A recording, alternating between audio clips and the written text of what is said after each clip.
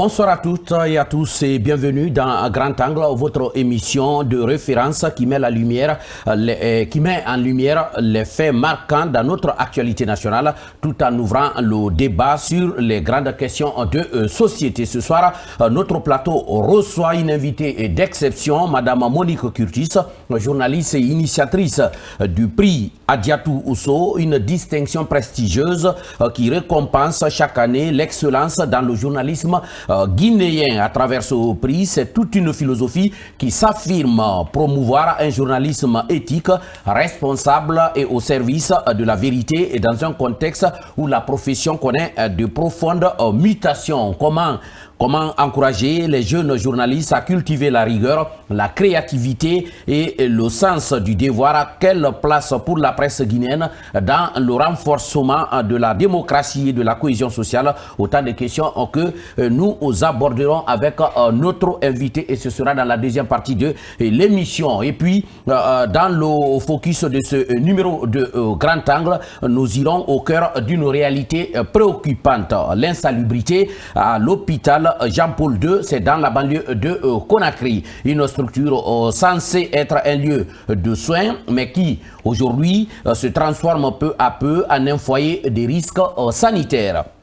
Couloirs mal entretenus, déchets médicaux mal gérés, manque d'hygiène et d'entretien, autant de défaillances qui menacent la santé des patients et ternissent l'image de notre système hospitalier. Comment en est-on arrivé là? Qui doit assumer la responsabilité d'une telle situation et surtout quelle solution pour redonner à cet hôpital sa vocation première, à savoir soigner sans exposer? Entre promotion de l'excellence journalistique et interpellation citoyenne sur les conditions sanitaires, Grand Angle s'ouvre ce soir sur deux sujets qui traduisent à la fois les défis et les espoirs d'une Guinée en pleine mutation. Bienvenue dans votre émission Grand Angle avec nos chroniqueurs déjà bien installés. Mamadou Ali Moussoari, bonsoir et bienvenue. Sportivement, bonsoir à vous David Chiombuno. Comme toujours, on commence par ça parce que ce week-end, le championnat national de football de première division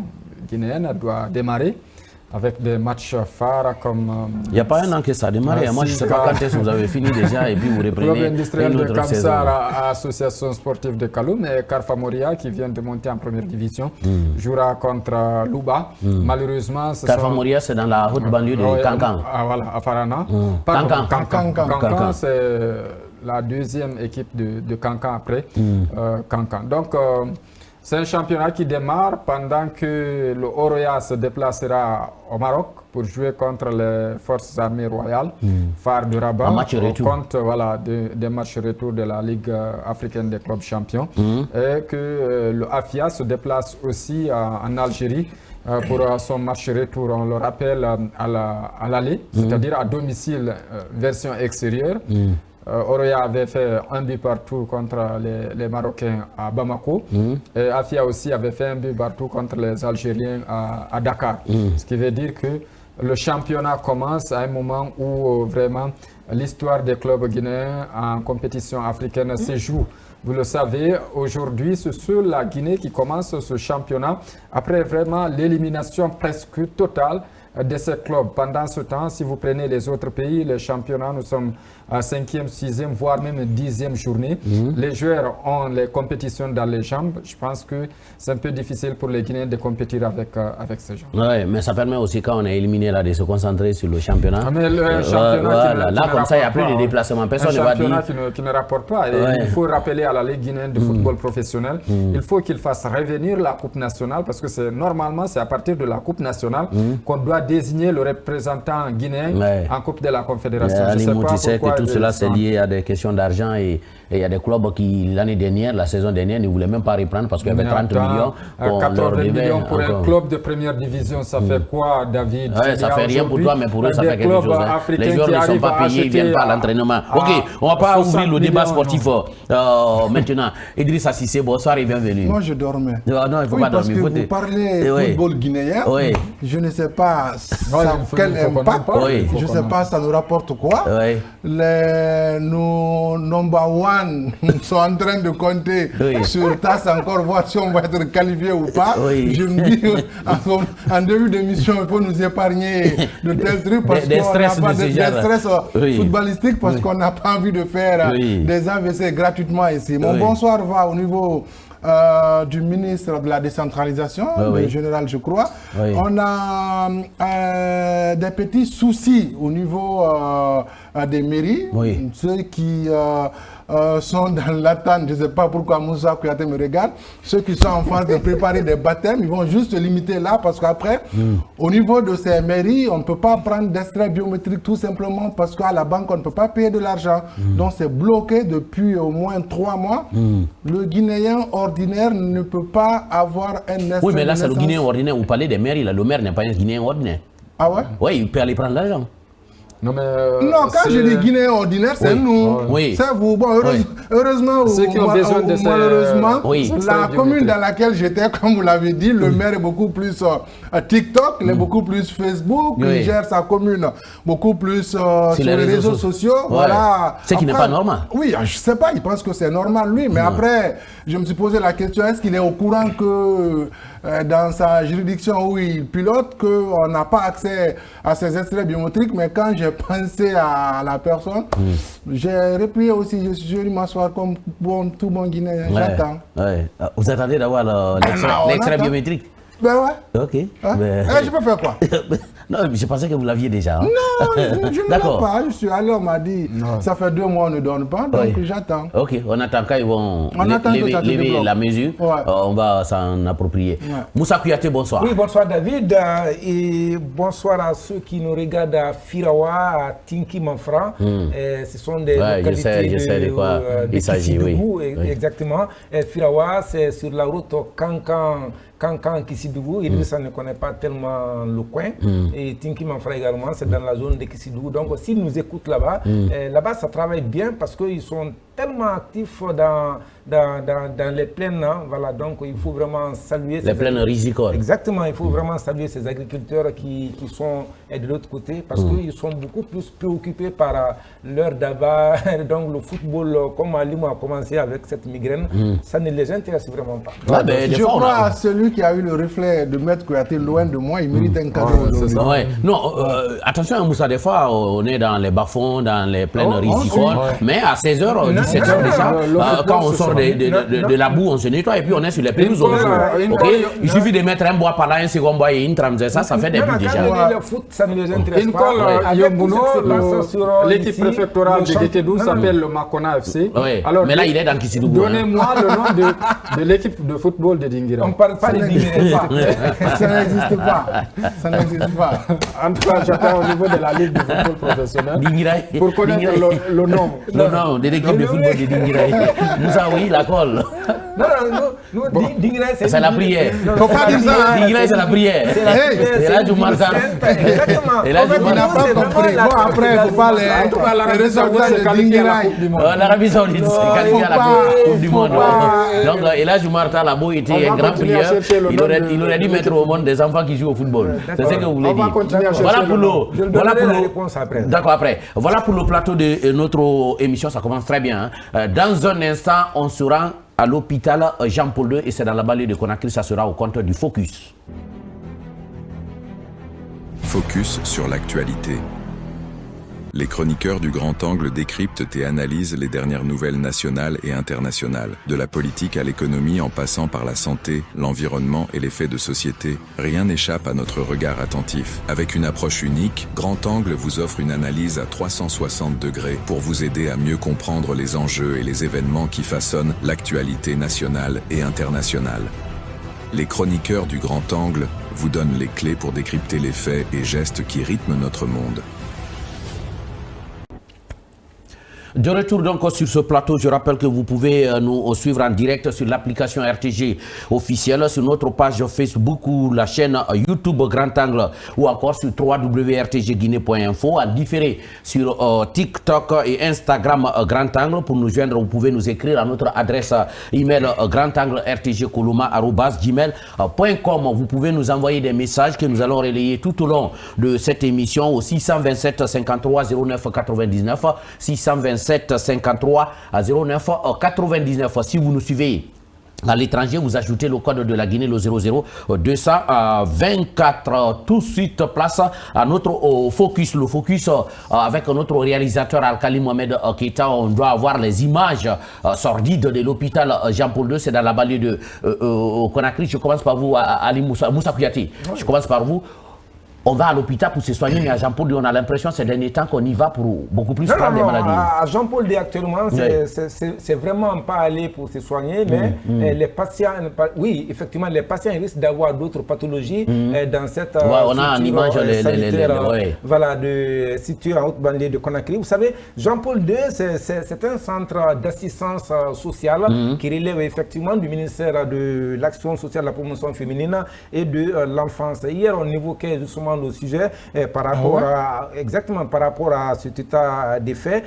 Selon les informations qu'on a eues hier nuit ce matin, en fait, le nettoyage de ce centre est confié à une équipe de, je crois, de 4 personnes selon les informations, et dirigée par un Camerounais. Pour une infrastructure de cette taille, 4 personnes, c'est insuffisant. Tout à fait, selon les informations. Donc, dirigée par un Camerounais. Donc, ça fait maintenant 5 mois l'information qu'on a eue, que le monsieur n'a pas été payé. En tout cas, l'équipe n'a pas été payée. Ce matin, j'ai appelé ce dernier qui s'appelle un certain Doumbé. Il me dit qu'effectivement, ça fait un bon moment qu'ils n'ont pas été payés par le centre. Mais il ne m'a pas vraiment donné d'amples explications autour. Je crois qu'il aurait reçu une certaine pression depuis lorsqu'on évoquait le sujet hier dans l'émission. Donc, il aurait réussi. Ils n'ont pas besoin d'attendre que Grand Angle en parle pour nettoyer, quoi. Ils n'en ont pas besoin. Une certaine pression à ce niveau. Donc, non seulement M. Doumbé, celui qui est chargé de nettoyer, et il occupe également du gardiennage. Parce que quand vous partez aussi à l'hôpital Jean-Paul II, la cour elle est transformée en parc auto. La nuit, les gens viennent garer leurs véhicules et motos, moyennant 5 000 francs ou 10 000 francs par nuit. Par nuit, exactement. Ce qui aurait contribué largement peut-être à la fin du mois de payer au moins les gens. Exactement. Donc, à ce niveau. Donc, d'enquête en enquête, on a été informé également que selon le dernier conseil de cabinet du ministère de l'Action sociale, le directeur participe à ce conseil de cabinet. Il semblerait que la ministre n'était vraiment pas contente. Elle était très remontée contre le directeur vu l'environnement. Pour cet état d'insalubrité. Pour cet état d'insalubrité à l'hôpital Jean-Paul II. Donc la ministre était vraiment remontée contre ce dernier. Pour cette situation-là. Exactement. Parce que vraiment, si vous partez, David, moi j'étais là-bas il y a 72 heures, mais si vous partez à l'hôpital Jean-Paul II, ne vous contentez pas justement uniquement sur la rentrée, ce que vous voyez à la rentrée, mais allez-y un peu au profondeur. À l'intérieur. Oui, mais si je dois aller en profondeur, je dois acheter ma bavette à la porte avant de vous allez vraiment découvrir les vraies réalités de cette structure sanitaire du pays. Alors, de vérification en vérification, on a été également informé par rapport à d'autres choses qui ne sont pas forcément liées à l'insalubrité ou bien à cette saleté de l'hôpital Jean-Paul II. On nous a informé également que la radiographie de cette structure sanitaire ne fonctionne pas maintenant. Ça, c'est un autre débat. On parle d'abord de... Ça, c'est un autre débat, effectivement. Depuis maintenant 5 ans, le labo également ne fonctionne pas. Si vous avez, par exemple, un examen à faire, vous partez la structure la plus proche, les patients vont à l'hôpital CMC de Ratoma, parce que les conditions ne sont pas vraiment réunies pour faire un tel examen à ce niveau. Donc, on a rentré également en contact avec le directeur du centre, le directeur de Jean-Paul D, pour essayer vraiment d'équilibrer. Qui visiblement n'était pas content après votre passage. Non, il n'était vraiment pas content. Il n'était vraiment pas à l'aise parce que pour lui, ce sont des accusations. Mais nous, on a fait un constat parce qu'on a été sur le terrain. Absolument. Exactement. On a décrit ce qu'on a vu sur le terrain. En témoignent les images même. Tout à fait. On a décrit ce qu'on a vu, vraiment vu sur le terrain. Oui. Mais le directeur n'était vraiment pas à l'aise. Donc, je l'ai dit, monsieur il ne peut pas être à l'aise, évidemment. Oui, je dis, mais est-ce que vous pouvez nous donner certaines informations par rapport au retard de paiement de celui ou bien de gars qui nettoie le coin? Il dit que non, pour le moment, il n'est pas prêt à donner un renseignement, c'est son mot, c'est le mot qu'il a utilisé, qu'il n'est pas prêt à donner un renseignement au téléphone parce que selon lui, je reprends ses expressions, qu'il est nommé par un décret, non pas pour donner des renseignements au téléphone. En tout cas, ce qui est sûr et clair pour le moment. Jean-Paul D est sale, et même très très sale. Je ne sais pas, le sujet doit vraiment interpeller non seulement le ministère de la Santé. On nous a même parlé, j'ai entendu les gens dire que non, l'hôpital est en chantier, mais ce dont nous parlons est antérieur au chantier qui est lancé il y a à peine une semaine. Je vous le jure, et l'État y a mis assez de moyens pour ce chantier. Moi, en 2023, j'ai fait 2 mois environ à l'hôpital Jean-Paul à côté de ma maman.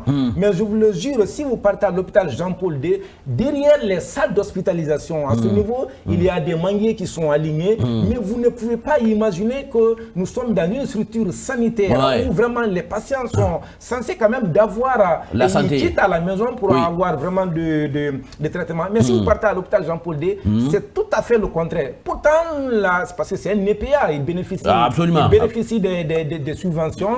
Et à ce niveau également, on a appris que chaque année, le ministère de l'Action sociale donne entre 5 milliards et 6 milliards à l'hôpital Jean-Paul D. Mais je me demande, avec tout ce montant, parce que le Guinéen n'a pas vraiment cette habitude de prendre les gens qui nettoient l'environnement très au sérieux. Parce que ils oublient que les premiers agents de renseignement dans une structure, ça peut être ça peut être des vigiles même. Exactement. D'abord, ce sont des agents qui nettoient le coin. Mais en plus de ça, ce dernier ils connaissent assez des choses que peut-être même le patron ne connaît pas. Tout à fait, tout à fait. En plus de ça, attention, pour ne pas qu'on renvoie le gardien de là-bas pour dire que c'est lui qui a donné des infos à Moussa. Non, pas du tout. Pas du tout. Le gars a été même sceptique. Moi, j'ai d'autres informateurs. J'ai même contacté un agent. Monsieur le directeur, si vous voulez renvoyer, chercher ailleurs, pas le vigile. J'ai même contacté quelqu'un qui travaille au ministère de l'Action sociale qui m'a dit que vraiment, la ministre n'était pas contente du directeur ce jour-là. On ne peut pas être content comme ça là. Des échos par-ci, par-là. Donc, vous voyez, David, les Guinéens, ou bien nous, cadres guinéens, on n'a pas vraiment cette considération aux vigiles, aux gardiens, aux chauffeurs. Parce qu'ils disent, non, c'est mon chauffeur, c'est mon chauffeur, ou bien c'est mon... Alors que ce sont des gens qui méritent vraiment d'être... c'est des humains avant tout. Exactement, c'est des humains avant tout. Mais pour le moment, il faudrait vraiment que des dispositions soient prises pour que l'hôpital Jean-Paul D puisse donner une nouvelle image pour les Guinéens vraiment attendre... Dont on a besoin. Dont on a vraiment là où on va se soigner sans s'exposer, Mais pour le moment, c'est vraiment compliqué. Dans la cour de l'hôpital Jean-Paul D, il y a un endroit qui est habité par l'OIM. À côté également de cet endroit, c'est Organisation internationale des migrations, c'est invivable, David. C'est vraiment invivable. Et de l'autre côté également, il y a un four à pain. Il y a un four à pain. À l'intérieur. Effectivement, à l'intérieur. Mais à ce niveau, c'est transformé, disons, comme je le disais tantôt. Je ne sais pas le pain qui sort de là-bas, comment il est. En parc, les gens viennent garer la nuit. Mais si vous rentrez là-bas la nuit, vous ne pouvez pas imaginer que vous êtes dans une structure sanitaire. Ok. Idrissa, le pape Jean-Paul II, dans l'hôpital porte le nom, je crois, il doit donner 2 fois dans sa tombe pour dire qu'est-ce que j'ai fait pour que l'hôpital qui porte mon nom soit dans cet état d'insalubrité. Alors, moi, je pense qu'il faut prendre cette affaire sur 2 facettes qui s'allient. L'hôpital, c'est peut-être nous visiteurs, c'est nous malades qui ne gérons pas bien nos ordures, c'est nous visiteurs qui ne mettons pas nos ordures. Et dire ça passe pas. Parce que donc, il reçoit plus de monde que Jean-Paul II. Ignace dit ne reçoit plus. Mais là-bas, c'est propre là. Qui vous a dit que donc est propre? Donc, plus propre que Jean-Paul Doménard. Oui, en fait, c'est les degrés qui diffèrent. Oui. Justement, c'est les degrés qui diffèrent. Oui. Bon, ce que je sais, ce que ma démarche... Ça passe pas. Aujourd'hui, je ne te reconnais pas. Je connais Idrissa très pointueux. C'est pas le même aujourd'hui. L'insalubrité de l'hôpital Jean-Paul a tellement choqué Kouyaté qu'il a parlé. C'est ma première fois de l'entendre parler Soussou. Oui. Bon, bref, je pense qu'il faut chercher à connaître le réel problème. Oui, le réel problème, il a dit, c'est parce que ceux qui nettoient ne sont pas payés depuis un bon moment. Pourquoi ces personnes ne sont pas payées? Est-ce que, comme Kouyaté a dit, la subvention que l'hôpital a l'habitude d'avoir, est-ce que cette subvention tombe à temps? Est-ce que, je pense qu'il y a peut-être des dysfonctionnements par endroit. Ou bien c'est lié aux travaux d'extension, parce qu'on nous a dit... Non, ce n'est pas lié. Je ne crois pas que ça puisse être lié, parce qu'après, quel que soit ce qu'on fait, l'insalubrité quand même ne peut pas s'expliquer. Mais après, on va chercher la manière, la pédagogie pour approcher le directeur de cette structure pour qu'on puisse avoir des informations. Parce qu'après, comme il a dit, ce qu'on a constaté, c'est vrai qu'on a eu des retours quand même. Des personnes nous ont dit l'hôpital, la structure est vraiment sale. Ça, il faut le reconnaître. Qu'est-ce qui ne marche pas? On va s'approcher, on va nous approcher du premier responsable pour comprendre. Mais je me dis, il faut... ça peut être à plusieurs étapes. Je ne suis pas en train de faire l'avocat du diable sur ce plateau. Mais ça peut être sur plusieurs facettes. Est-ce que peut-être que le directeur n'a pas tout ce qu'il faut comme moyen pour payer la structure qui gère l'assainissement? Est-ce que la subvention que la structure doit avoir, est-ce que souvent c'est l'argument des administrateurs guinéens. Vous allez vous rendre dans un commissariat, dans une gendarmerie, le patron qui est là, il est assis dans un fauteuil plus ou moins gâté. Quand vous dites, il dit non, j'ai pas reçu la subvention. Mais dès qu'on enlève son nom pour mettre un autre, il crie au scandale, il dit on m'a enlevé. Vu que le mécanisme de nettoyage ne marche pas au sein de l'hôpital, les malades qui sont là, nous visiteurs qui partons, cherchons à bien canaliser le peu d'ordures qu'on... Non, je préfère ne pas, même pas aller avec les ordures. Ça, il ne faut plus en rajouter, sinon ça devient cata. Oui, Ali Moussouari, vous qui couvrez les questions de santé, là-bas, vous y allez Non, mais ici, si c'est tente d'équilibrer un peu, mais le poids est trop faible. C'est ce qui fait qu'aujourd'hui, il ne se retrouve pas. Alors, moi, je pense qu'en premier lieu, d'abord, il faut éviter les conflits de compétences. Je connais aujourd'hui... c'est un hôpital qui, normalement, devrait relever du ministère de la Santé. Mais, malheureusement, qui relève du ministère de l'Action sociale. Là aussi, Ali Moussa, ça ne passe pas. C'est pas parce qu'il y a... Non, je vais finir. Que ça doit être sale, non, ça ne passe pas. Je vais finir. C'est pas parce que ça doit être sale. Mais c'est une question de responsabilité. Si vous prenez aujourd'hui, les murs des structures sanitaires sont peints en blanc. C'est le ministre actuel qui a demandé pour savoir quelle est la structure sanitaire qui est sale et quelle est la structure sanitaire qui est propre. C'est une obligation. Parce que si c'est blanc, c'est soit propre ou bien c'est sale. Dès que c'est sale, on sent. On sent. Malheureusement, comme Jean-Paul D ne relève pas des compétences de ce ministre, donc on ne peut pas le voir. Vous avez vu, tous les ministres qui se succèdent, difficilement ils viennent pour visiter Jean-Paul II. Et malheureusement, au niveau de l'action sociale, encore, ça peut dire. De l'autre côté, ce que vous devez savoir, les hôpitaux, les structures sanitaires, en tout cas, font des recettes. Je ne sais pas comment ça se passe. Déjà, vous parlez d'un parc, les véhicules rentrent 5 000 l'année. Même si toutefois ce n'est pas ça. Ce n'est rien par rapport au fonctionnement du même si toutefois ce n'est pas ça. Oui, on sait, mais c'est quelque chose. Les patients qui viennent, pour les nettoyeurs, c'est quelque chose. Les patients qui viennent, ils payent. Ces structures sanitaires reçoivent des subventions. Alors, comment on peut rester pendant plusieurs mois sans payer le personnel nettoyeur? D'abord, celui qui est en train de nettoyer. Un peu partout, quand vous partez, on dit que la propriété est la mère de la santé. Mais si toutefois c'est dans une structure sanitaire où la propriété n'est pas une priorité, on se dit que la santé n'est pas une priorité dans cette structure sanitaire. Ça, c'est le premier. Le second élément, moi, je pense qu'on ne doit pas prendre une seule personne connaissant cette cour, cette structure sanitaire pour dire que c'est la seule personne qui doit nettoyer cette cour, comme si toutefois... L'erreur peut-être c'est de donner des fois le contrat à une personne qui représente une structure. Là, je pense même ça peut être dangereux. S'il y a un contrat, c'est un gardien qui a été transformé. Mais s'il a dit qu'il ne nettoie pas parce qu'il n'est pas payé, ça veut dire qu'il y a un contrat. Un hygiéniste qui est là, alors c'est ce qui rend les choses difficiles. Et aujourd'hui, comme on est en train de voir, s'il n'y a pas assez de poubelles, obligatoirement, les ordures seront jetées par terre. Et c'est ce qui va beaucoup plus salir. Donc, des dispositions doivent être prises par les structures, la structure sanitaire et surtout le centre Jean-Paul II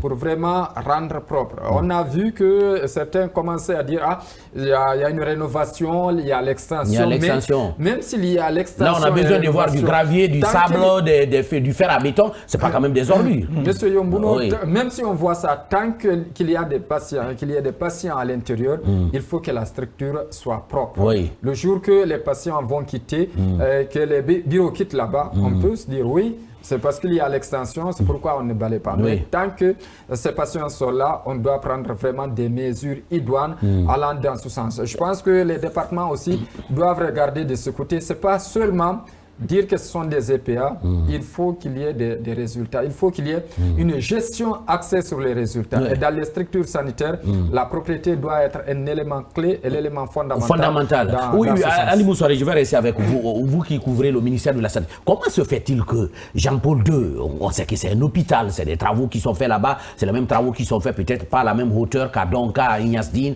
à l'hôpital régional, c'est pas moi, à Anta, à Kanka et autres là. C'est un hôpital clairement. Comment se fait-il que cette structure relève du ministère de la promotion féminine et des personnes vulnérables? Je ne comprends pas grand-chose. C'est le centre de solidarité qui relève de ce ministère. Et c'est à l'intérieur de ce centre de solidarité que l'hôpital a été construit. Normalement, l'hôpital, c'est pour, quand on parle de centre de solidarité, vous savez, l'inauguration a Donc l'idée c'était pour s'occuper de ces personnes vulnérables. Bien sûr.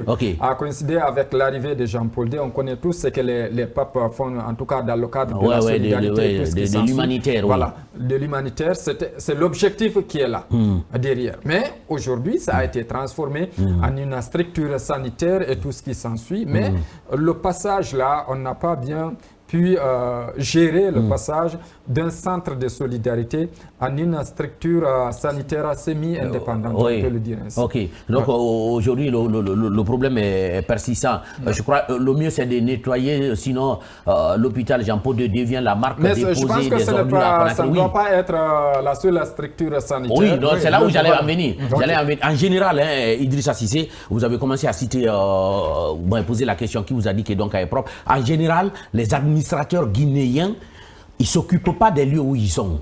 Et quand on les enlève là tout de suite par un décret, par une décision du ministre, on crie au scandale, on dit on m'a enlevé. Mais pendant qu'ils sont là, le fauteuil même qu'ils occupent, ils ont du mal à l'entretenir. Quand ça se casse, on dit on n'a pas eu la subvention. Oui, après l'assainissement, l'insalubrité, l'entretien des lieux.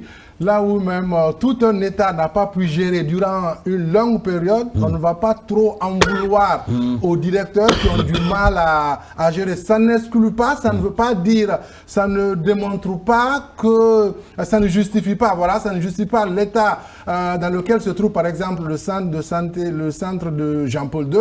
Mais après, qui parle d'ordures, qui parle de gestion d'ordures, notamment à Conakry, parce que c'est pour Conakry que je connais, c'est un problème qui est un peu difficile.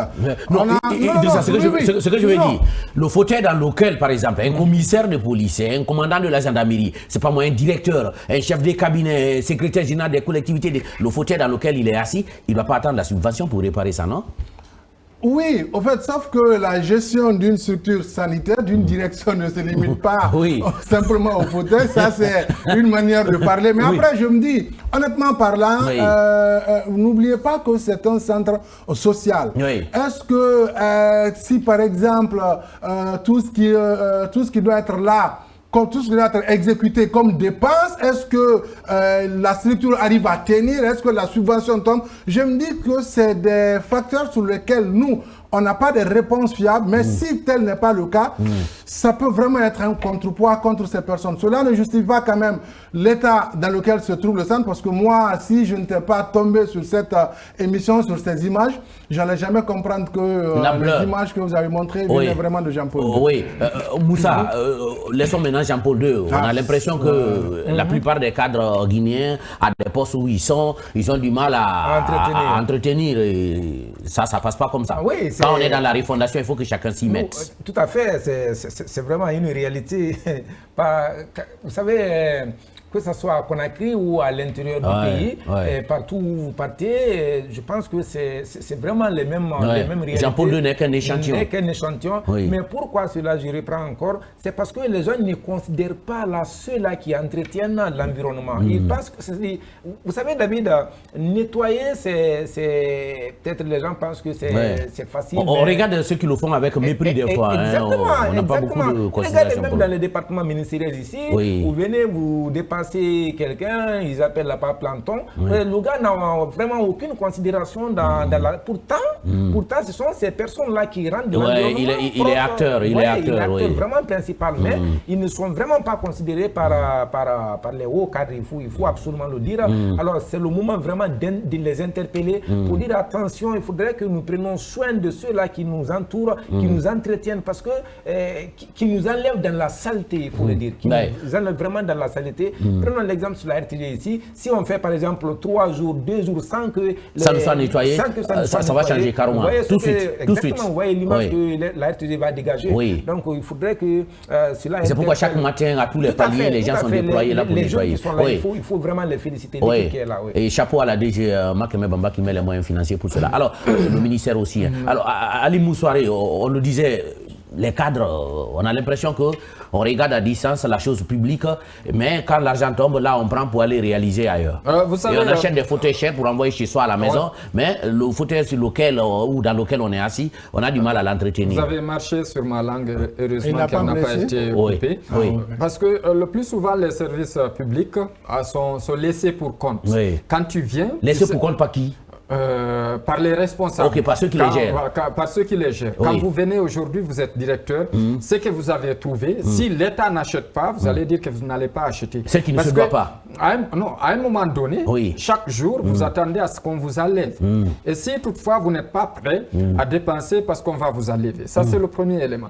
Le second élément, il n'y a pas de sanction.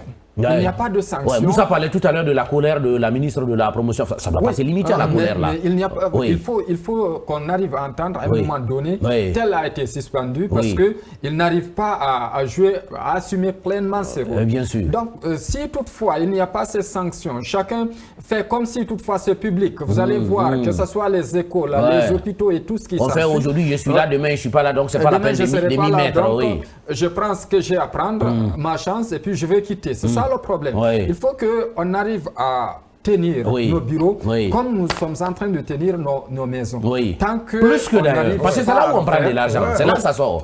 Tant qu'on n'arrive pas à ça, c'est clair. Il y a aussi de ces structures, je vais vous dire. À la fin du mois, vous êtes payé, il y a de ces structures qui arrivent vraiment à faire de bénéfices, mais les gens n'investissent pas pour ne pas que le ministre arrive à jeter son œil, à soupçonner que l'argent arrive à sortir par là, alors qu'ils se sont en train de faire de beaucoup d'argent. Je pense que ce sont des données qui doivent changer pour le bonheur de tout un chacun. Je crois qu'il va falloir qu'on promène les caméras de grand angle dans certains bureaux, d'abord à Conakry, et puis pourquoi pas à l'intérieur du pays, parce qu'il y a aussi des structures de santé et tout ce qui s'ensuit.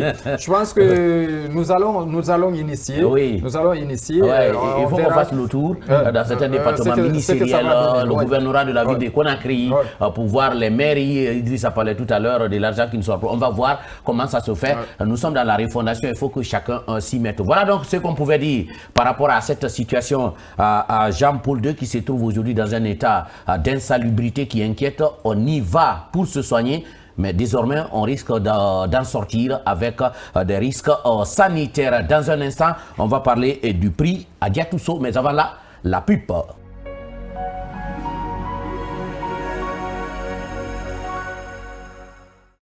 Pour vos habits de fête et autres cérémonies, plus de difficultés pour le choix de votre boutique. Il existe désormais une boutique de référence à Conakry pour vos costumes, chemises, ceintures et chaussures de marque italienne et turque. Rendez-vous à la boutique Chérif Aïdara.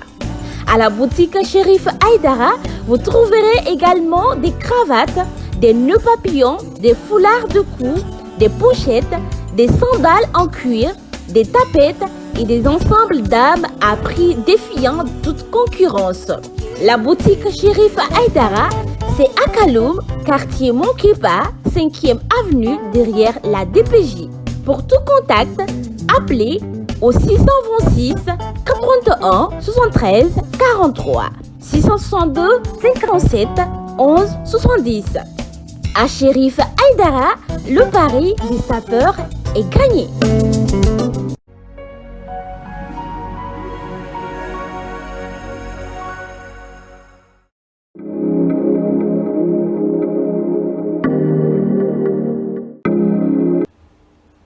De retour donc sur ce plateau pour parler du prix Adiatousso, une distinction prestigieuse qui récompense chaque année l'excellence dans le journalisme guinéen. À travers ce prix, c'est toute une philosophie qui s'affirme, à savoir promouvoir un journalisme éthique, responsable au service de la vérité, dans un contexte où la profession connaît de profondes mutations. Ali Moussoiré, l'invité devrait être là, Madame Curtis, mais je crois qu'elle est en ce moment dans un réceptif hôtelier de la capitale devant abriter cette cérémonie qui doit se tenir ce soir. Est-ce qu'on peut revenir un peu sur ce prix pour les téléspectateurs qui nous suivent? C'est quoi le prix Adiatousso? Oui, le prix Adiatousso pour les jeunes téléspectateurs, Adiatousso, c'est une ancienne journaliste également qui a fait ses preuves à travers les médias guinéens.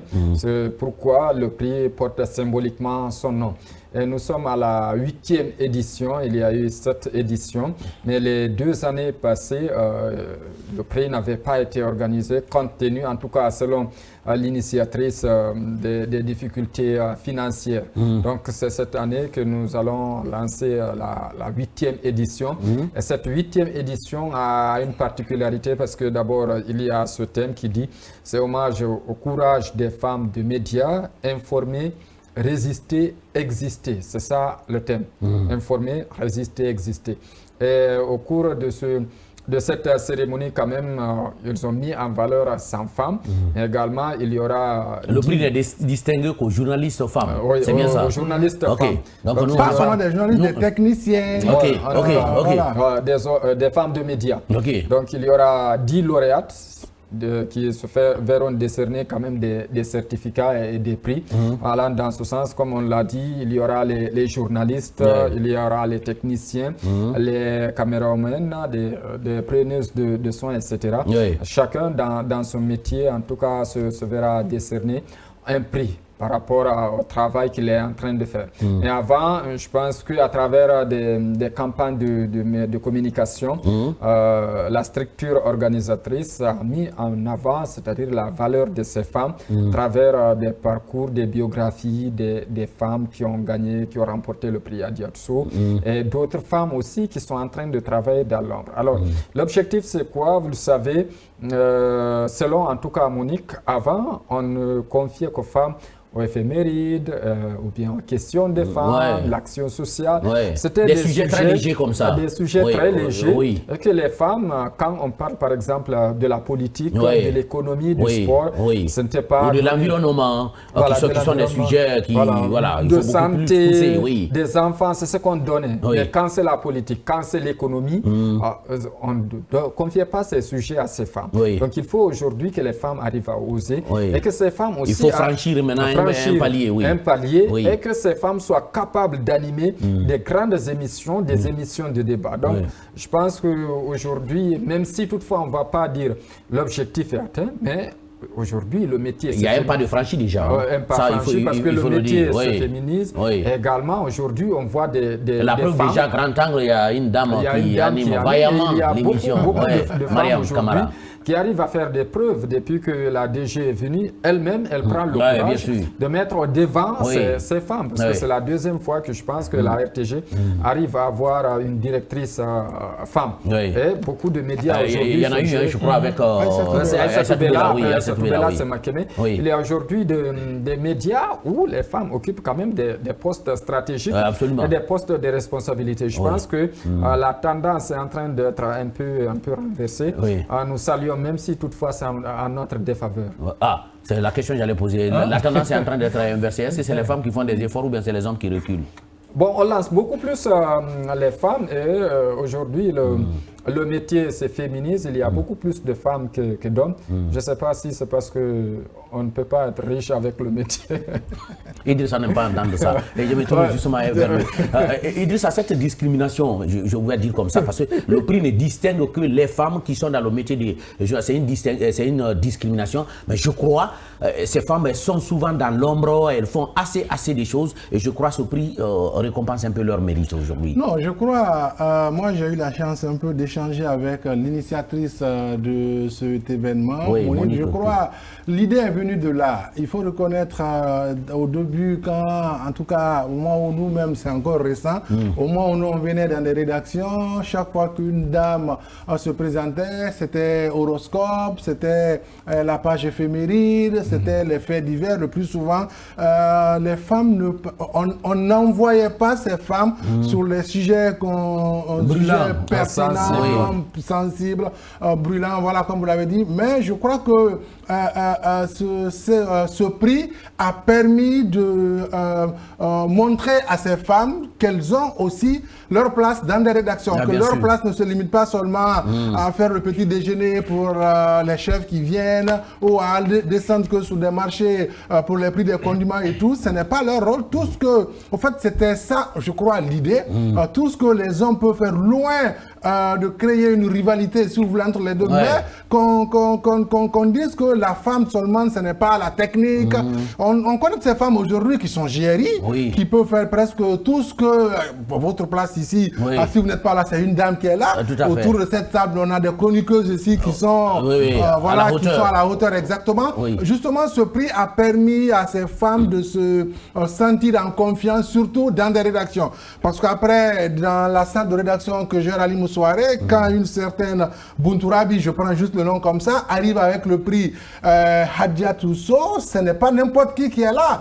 Devant, elle se met en tête que oui, si j'ai ce prix, c'est pour dire que tout ce que les hommes peuvent faire sur le terrain, dans ce métier, je peux le faire aussi. Donc ça a permis à ces femmes d'être, de bien se positionner, ne pas se mettre à l'écart, et en réalité, ça se sent plus ou moins dans les rédactions. Oui, dans les rédactions. Moussa, la même question, quand on regarde aujourd'hui au niveau de notre maison, la RTG, quand vous prenez les rédactions, vous allez par exemple au journal télévisé, vous trouverez des femmes ou des demoiselles qui font des reportages qui ne souffrent d'aucune contestation comparée à ces reportages faits par des hommes.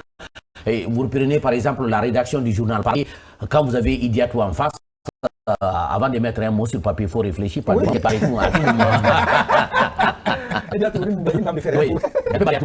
C'est pourquoi beaucoup d'entre nous n'osent pas envoyer son papier à Idiatou. Elle est très battante. Non, elle est très battante. C'est vraiment intéressant. Et puis, c'est la première fois, pas pour faire la publicité particulière d'Idiatou, mais quand même, c'est la première femme aussi à avoir créé une radio web sur l'environnement. Vous voyez, donc, c'est vraiment salutaire. Les organisatrices, il faut les saluer parce que ça... Elles méritent d'être accompagnées. Exactement, ça mérite d'être accompagné. Par des ONG, par l'État, par les dames qui évoluent dans les rédactions. Si vous prenez les différents services qui sont à la RTG ici, et partout où vous partez, vous trouverez vraiment assez de dames, assez de jeunes filles qui travaillent vraiment de façon professionnelle. Et elles sont JRI, elles passent sur le terrain, elles font des filmages, elles viennent, elles font leur papier. Et dans le domaine sportif également, elles sont au service des sports, elles sont très présentes. Elles sont là, elles sont vraiment nombreuses. On citera Kadiatou Traoré, Matiza et Belamou, voilà. Ouais, donc, ça, c'est simplement au niveau de la RTG. Dans d'autres organes de presse de la place, il y en a beaucoup aussi. Il y en a beaucoup. Donc, il n'y a pas vraiment cette... dire qu'aujourd'hui, ce sont des travaux qui sont réservés uniquement aux hommes, mais les femmes se battent, surtout dans le domaine médiatique, pas forcément au micro, même les techniciennes qui sont là, généralement, il y a des caméras, il y a des dames qui gèrent. Mais même quand nous sommes sur le plateau, il y a des femmes qui sont placées derrière les caméras pour nous faire sortir. Il faut les saluer, il faut soutenir ces initiatrices pour que d'autres femmes puissent emboîter leur pas et valoriser davantage notre métier. Oui, Ali Moussoiré, les femmes c'est bien beau, on le dit comme ça, mais il y a des moments des fois de service. Elles ne sont pas là parfois. Je pense notamment au mois de Ramadan. Il y a le mois de Ramadan. Tard la nuit, quand il y a des éditions, par exemple. Tard la nuit. Ou quand il y a des manifs, on dit à une dame de prendre la caméra pour descendre là. Là, ça fait recul un peu. Vous savez, il y a... je ne veux pas appeler ça une stigmatisation, mais à un moment donné aussi, il faut qu'on arrive à responsabiliser ces femmes. Par exemple, des éditions tard la nuit, des 22 h, ce ne sont pas des éditions qu'on doit enregistrer. On doit passer en direct. Il y a pendant le Ramadan aussi, elles disent qu'elles ne sont pas là. Vous savez, quelles sont les difficultés, par exemple. Elles ont des devoirs domestiques aussi, ça. Oui, bien sûr. À l'heure des charges, il faut le dire. Non, je pense que quand nous devons travailler, il faut que on mette tout le monde au même pied d'égalité. Vous savez même quelles sont les difficultés que surtout qu'elles réclament l'égalité. Aujourd'hui, que les femmes arrivent à présenter les éditions de dimanche à la radio nationale. L'un dans l'autre, aujourd'hui, les femmes vraiment sont en train de jouer un rôle clé, un rôle majeur dans le cadre vraiment de l'édification de ce métier. Et l'autre, peut-être vous n'allez pas prendre en considération, mais je vois rarement la haute autorité de la communication sanctionner une femme. Oui, parce qu'elles ne font pas le deux. Elles ne font pas le choses qu'elles font. Elles respectent l'éthique et la déontologie. C'est pour dire que les femmes dans les médias, c'est comme les femmes qui conduisent. Parce que vous rencontrez rarement des femmes qui font des actions. Et ce que vous n'avez pas dit, Alimou, on a souvent entendu parler des ministres qui détournent, mais rarement les femmes sont citées là-dedans aussi. Ça ne veut pas dire qu'elles ne détournent pas. Non, on ne les a pas vus d'abord. Vous avez vu une ministre qui est devant le barreau ou bien devant, c'est pas moi, un tribunal pour détournement des fonds publics? Oui. Rarement, oui, toutefois. Non, c'est pas gardez le pour vous. Ces présenteurs sociaux aussi arrivent à reléguer un peu les femmes au second rang. Mais aujourd'hui, on doit considérer, et surtout, on doit accompagner vraiment cette initiative de Madame Monique parce qu'elle continue encore à faire la promotion de la couche féminine autrement. Mais je m'attends beaucoup plus à ce que ce concours soit ouvert aux hommes pour que les femmes là, arrivent à compétir avec les hommes pour savoir qui est qui. Parce que ça dépend de l'idée qui a donné naissance à ce que j'ai dit. Je suis d'accord, c'est ce qu'on a dit, on est tous d'accord. C'est une femme, si elle a eu le courage d'aller jusqu'à un certain niveau, le prix porte son nom, il faut que ça soit dédié à des femmes ou des filles. Pas forcément. Non, je crois que ce que vous ignorez, ce que le terrain, la piste sur laquelle Alimou est en train de partir, je ne suis pas d'accord. Sauf que on peut bien avoir des femmes, d'abord chez nous par exemple à la radio, à la télé, toutes les femmes qui présentent elles sont à tous les niveaux, à la technique, il y en a. Non, ce que je veux dire, les femmes qui présentent le 6h, le 12h, sont capables de présenter le 16h, sont capables de présenter, même s'il y avait une petite édition d'information à 0h, c'est pas parce qu'elles ne sont pas incapables, elles ne sont pas capables. Mais après, il y a ce poids de la société. Alimou Soiré qui parle, comment il peut accepter que sa femme vienne peut-être présenter le 22h, alors que lui, quand il n'y a pas le dîner à la table, il attend que la femme soit là. S'il y avait un peu cet équilibre, que genre, si madame n'est pas là, le dîner c'est Alimou qui préparait, tu allais voir des femmes à 22h. Il risque de mettre beaucoup d'équipes magiques de celles-là. Oui, Moussa. Oui, David, on a vu chez nous, ici à la rédaction au mois de mars, les femmes avec à la tête Idiès Camara, elles ont piloté quand même toutes les éditions, tout le mois de mars. Exactement. Et puis c'était au mois de... Ça coïncidait au Ramadan, effectivement. Donc, ils ont vraiment géré... C'était au mois de mars, hein? Non, au mois de mars, au mois de Ramadan. Mais les femmes... 31 jours. Tout à fait. Ils ont vraiment assuré. Les 5 éditions d'information par jour. Donc, c'est pour dire que c'était possible. C'est vraiment possible. C'est bien possible. C'est bien possible. Seulement, il faut peut-être aller un peu plus pousser pour que ces femmes encore arrivent à retrouver la place. Parce que ça reste bien qu'il y a l'émancipation de la femme, mais je pense qu'il reste beaucoup encore à faire, même si vous allez accepter qu'on prenne... quelques téléspectateurs, on les a oubliés un peu. Bonjour les débatteurs. Franchement, votre émission aujourd'hui, c'est une bonne émission. Merci à vous. Continuez dans ce sens. Bonsoir, Grand Angle. Les structures sanitaires sont très mal gérées dans le pays. En plus, les directeurs des centres ne jouent pas leur rôle. Franchement, ensuite, le ministère en charge ne joue pas ce rôle. Signé Mohamed Doumbouya depuis Dubreka. Je pense que le message là n'a pas été signé. Merci à vous, que la meilleure gagne. Nous serons tous aujourd'hui pour accompagner ces femmes. Je vous demande vous aussi d'accompagner ces femmes. Et je pense que David le fait bien. Il accompagne bien les femmes. Ah ouais, il faut les accompagner. C'est sans elles, on ne serait pas là. Hein. Celles qui nous ont mis au monde, c'est les femmes d'abord. Donc il faut ce prix à Diatousso, rapidement, il a été remporté par des journalistes de la RTG. Il y a beaucoup qui ont remporté ce prix. Je pense, et même le prix ce soir, il y a des nominés. Également, on a beaucoup de nominés parce qu'on va parler de la RTG en général, mais de notre équipe également. Dans notre équipe, je pense qu'on a 3 qui sont nominés.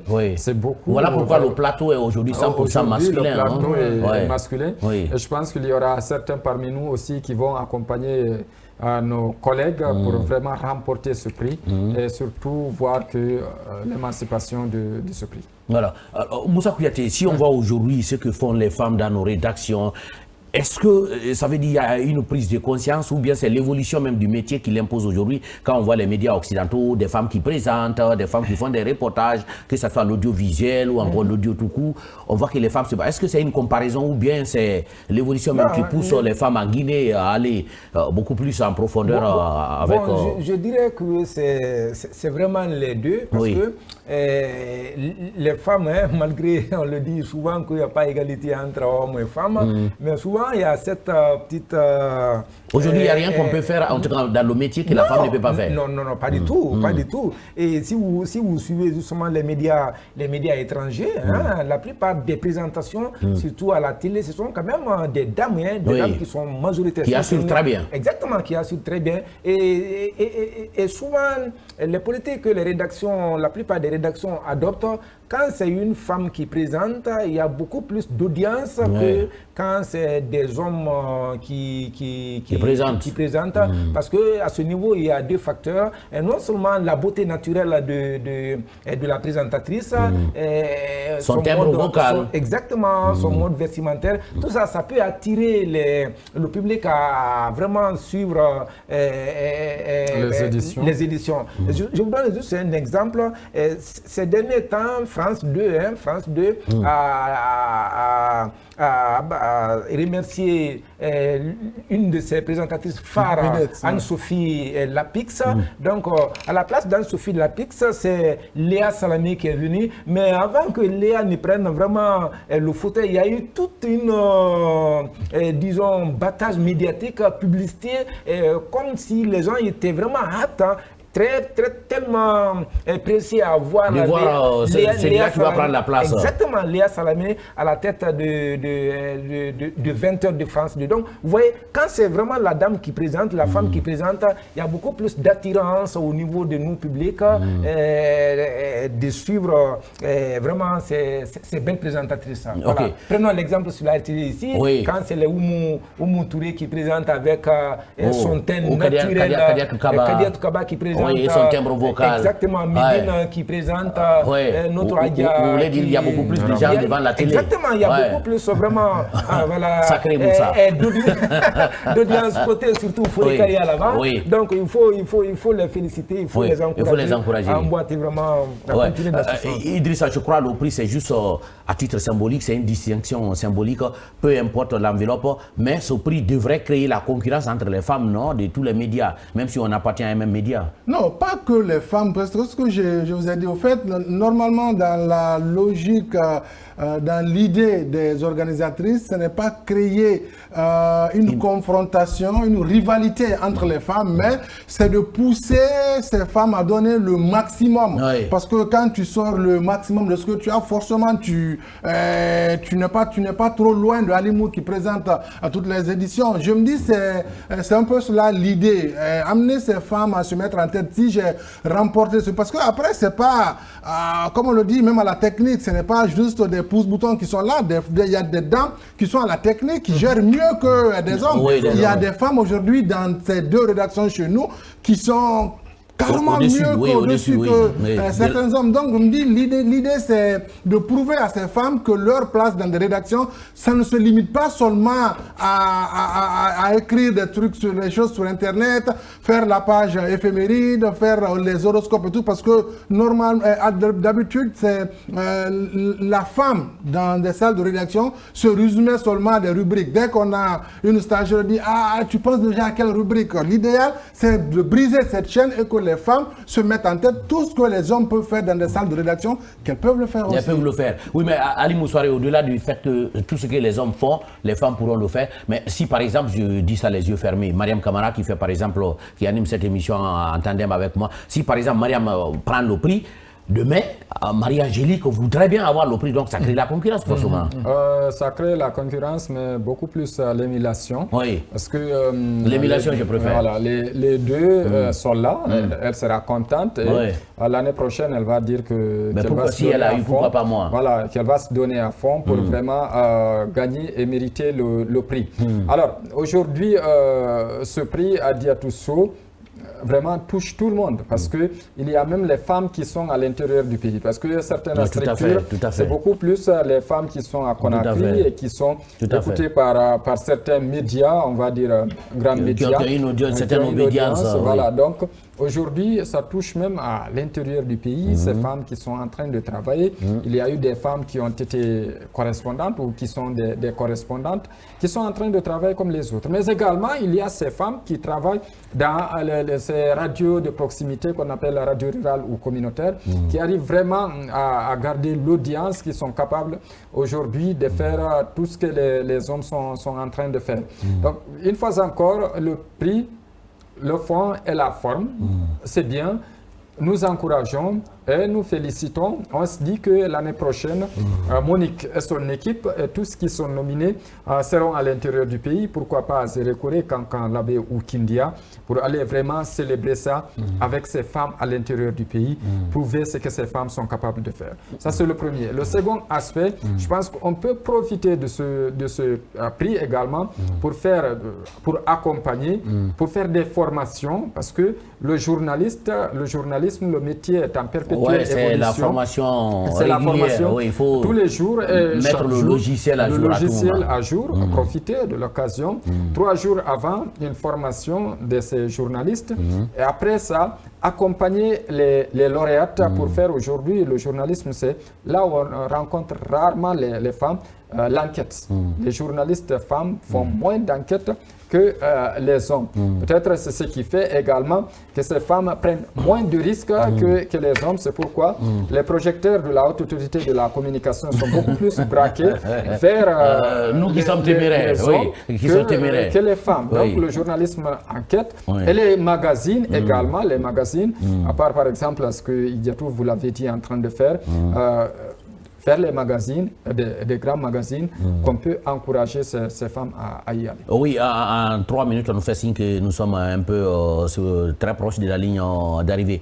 En très peu de temps, est-ce que, Idrissa l'a dit, vous trois d'ailleurs, chacun l'a dit, si on s'intéresse à ces femmes qui franchissent le cap pour s'intéresser à des sujets politiques, pour s'intéresser à des sujets beaucoup plus sensibles, si on les décerne, est-ce qu'on ne va pas oublier celles qui peut-être n'ont pas la volonté de le faire, mais qui sont là régulièrement, le don de soi par exemple, dans la rédaction, à chaque fois qu'elle est appelée à faire le travail, elle est là, elle le fait régulièrement. Est-ce qu'on ne pourrait pas aussi décerner le prix à ces gens-là aussi, qui ne s'intéressent pas à des sujets politiques, mais qui chaque fois qu'elles doivent être là pour leur boulot, leur quart, elles sont là et elles le font vraiment bien. Est-ce qu'on ne devait pas penser à ça aussi? Non, là, je me dis que c'est la nature même qui a voulu ça comme ça, parce qu'il faut le dire, même entre nous les hommes, il y a des personnes... Il faut récompenser ceux qui ont osé. Non, ce que je veux dire, même parmi nous les hommes, il y a des personnes qui ne vont jamais sur des enquêtes, tout le monde n'est pas, par exemple, JRI, tout le monde ne peut pas être caméraman, tout le monde ne peut pas ouvrir une caméra et tout. Donc je me dis, l'idéal, il faut comprendre l'idée principale des initiatrices, c'est pousser, montrer à ces femmes dans une rédaction qu'elles n'ont pas de limite. Je me dis que c'est là l'objectif principal, faire comprendre à ces femmes qu'elles n'ont pas de limite dans une salle de rédaction. Qu'elles peuvent faire tout ce que l'on peut faire. Exactement, c'est ça l'idéal. Moussa, la même chose. Non, Idrissa l'a dit, hein, c'est vraiment ça. Peut-être ceux-là, vous l'avez dit, hein, ceux-là qui n'osent pas aller peut-être tenter leur chance, c'est une manière de leur dire non, ne restez pas bras croisés, et il faut vraiment forcer, il faut foncer, aller jusqu'au bout, parce que c'est en forçant qu'on devient, comme on le dit souvent, forgeron. Vous savez, le journalisme, c'est un métier de jalousie, donc il n'y a pas de place pour les paresseux. Je pense qu'il faut être en perpétuelle évolution, changement. On connaît aujourd'hui les journalistes, les anciennes, vraiment ont tracé le chemin. Il faut que la jeune génération arrive à suivre pour aujourd'hui maintenir le cap. Et je pense que celles qui auront, parce qu'il n'y a pas celui, il n'y a pas ceux, c'est celles qui auront ce prix ce soir. Ce sont vraiment des filles et des femmes qui ont mérité ce prix, parce qu'aujourd'hui, je pense que les jurys, les membres du jury auront du mal, parce qu'aujourd'hui sur le terrain, il y a beaucoup de femmes qui se distinguent. Ça sera vraiment très sérieux. Ça c'est sûr. Et on sera très heureux d'avoir parmi nous des gens qui ont mérité, des femmes lauréates, et on va les distinguer à notre manière sur notre plateau de Grand Angle. On l'espère en tout cas. Hein. Inch'Allah. Voilà donc ce qu'on pouvait dire par rapport à ce numéro de Grand Angle, le dernier de la semaine. Merci à vous trois d'être venus. Je rappelle que les femmes sont du côté de Kaloum, où se déroule dans les heures qui suivent la distinction décernée, le prix Adia Tousso, une distinction prestigieuse qui récompense chaque année l'excellence dans le journalisme en Guinée, en tout cas à côté femmes. Mais à travers ce prix, c'est toute une philosophie qui s'affirme, à savoir promouvoir un journalisme éthique, responsable et au service de la vérité dans un contexte où notre profession, vous le savez, connaît de profondes mutations. Merci donc à toute l'équipe mobilisée autour de Al-Khali Mohamed Keita qui nous a accompagnés toute la semaine durant dans la production des numéros de Grand Angle. Dieu voulant, on vous retrouve lundi pour d'autres sujets de l'actualité de notre pays avec d'autres acteurs. Si vous êtes à l'étranger, visitez la Guinée. Nous sommes un scandale géologique, mais aussi et surtout un scandale socio-culturel. Portez-vous bien. Ciao.